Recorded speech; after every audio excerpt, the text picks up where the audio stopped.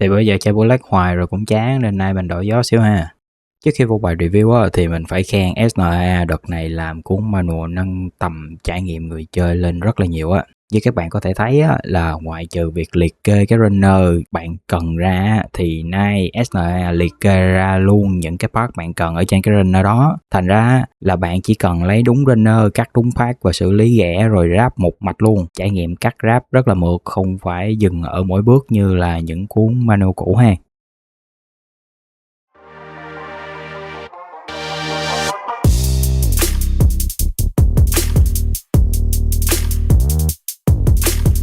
Về phần bộ frame thì lần này SNA làm ra một cái bộ frame gần như là hoàn hảo rồi đó. Khớp ở khuỷu tay và đầu gối nó được làm đầy đặn hơn chứ không phải là mỏng manh như những cái con trước nữa.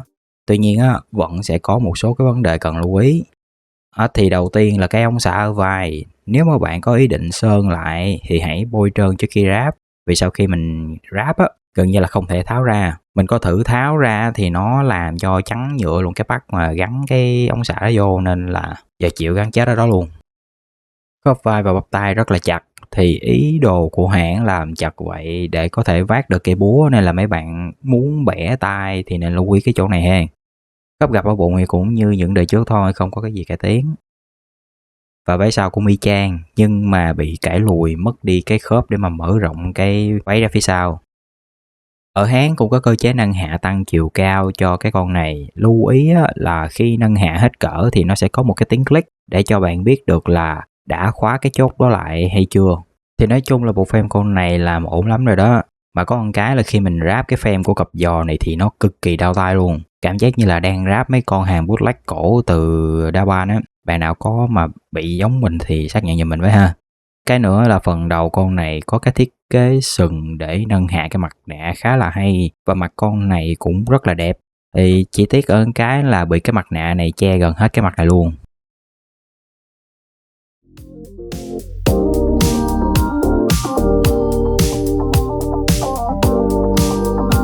Trước khi nói sâu về em này á, thì mình sẽ nói về cái phần buồn chán nhất của cái bài review, đó là phụ kiện của em này. Đầu tiên là về mấy cái bàn tay. Đợt này hãng làm cái bàn tay ngon lành hơn rồi, ráp cũng dễ hơn, đỡ gai góc hơn. Nhưng mà đánh đổi lại là cái thiết kế nó bị mất đi cái tính máy móc và cơ khí. Thay vào đó là thiết kế có cái phần mềm mại giống tay con người hơn. Và cá nhân mình thấy cái bàn tay xè ra này nó xấu quát luôn ấy. Tiếp theo là cây rìu cuồng chiến. Nghe tên ngầu vậy chứ cái cây rìu này nó cũng bình thường thôi, chứ không có cái gimmick hay gì đặc biệt hết á. So sánh kích thước với cây búa dòng bão luôn ha.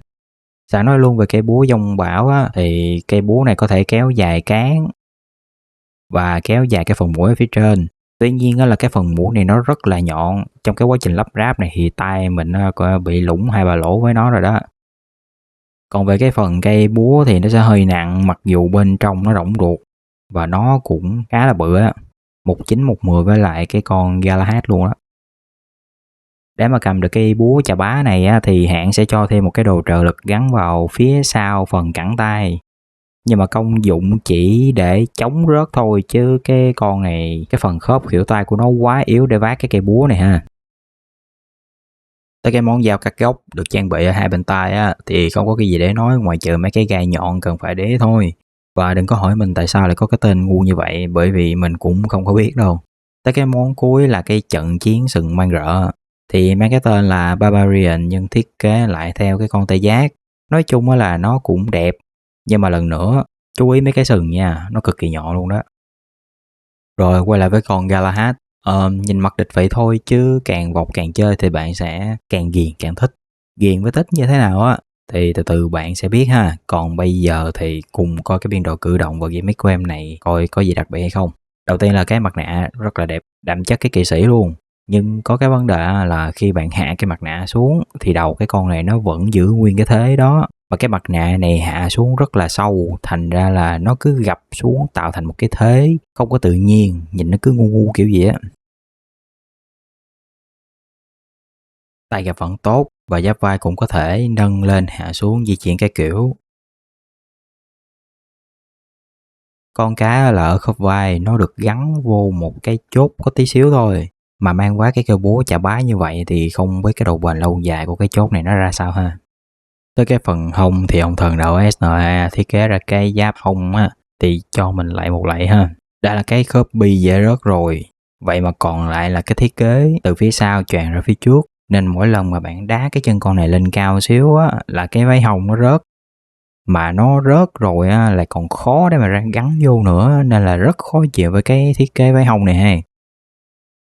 Và cũng nhờ hai cái chỗ để gắn cái váy hông nó cản, nên là đá chân về phía sau không có được nhiều lắm đâu, và chân cũng không gập được sâu cho lắm, do giáp thiết kế có phần hơi bị cồng kềnh. Nói chung á là gập thì vẫn ổn, chỉ là khó làm cái thế quỳ thôi.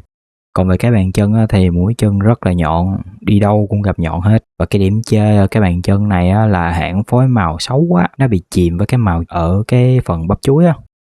Và cái bàn chân con này nó có một cái cơ chế rất là hay, đó là hai cái phần chống ngã về phía sau. Với cái cơ chế này á, mặc dù vác cái búa nặng cộng với việc mình lắc em nó nữa mà vẫn không thể ngã được ha. Một cái cơ chế rất là hay và thiết kế cũng thẩm mỹ chứ không có bị thô. Nói về thô á, thì cái backpack đợt này làm khá là thô. Hai cái lỗ bên hông này mình không biết để làm gì luôn. Khi mà bạn gắn cái đồ để mà trữ cái búa trên lưng nữa thì chán hết muốn nói luôn ha. Sẵn tiện thì cái chỗ để mà gắn cái backpack nó vẫn có thể tương thích ngựa với các mẫu ở đời trước. Và cái áo choàng của con Twister này thiết kế nó quá đỉnh, đeo lên cái con nào cũng hợp hết.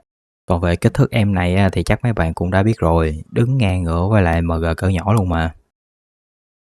Rồi, vậy lý do tại sao mình chê con này tùm lum mà vẫn nói vừa ghiền vừa thích con này. Thì ban đầu mình cũng không có tính mua cái con này do không thích cái thiết kế mấy. Nhưng mà trời xui đó khiến sao mà mình vẫn mua cái con này chủ yếu để mà lút cái cây búa thôi. Nhưng mà sau khi ráp và vọc vạch cái con này xong á, thì mình càng vọc mình càng thích. Nó không có quá bự và cũng như nó không có quá nhỏ, mà nó nằm lưng chừng ở 144 với lại 100. Cái nữa là cái con này nó cũng cứng cáp, không có cái đồ đạc gì cồng kềnh, nên là bạn cầm đi đâu chơi cũng được hết mà không cần phải nghĩ ngợi nhiều. Chỉ có cái dở là cái thiết kế váy hông, cái mặt nạ và mấy cái gai nhọn là cần phải để ý thôi. Nói chung á là cái con này ngon bổ rẻ, đáng chơi rồi đó. Rồi thì mình cũng chỉ có nhiêu đó để mà nói thôi. Cảm ơn các bạn đã xem nha. Bye bye.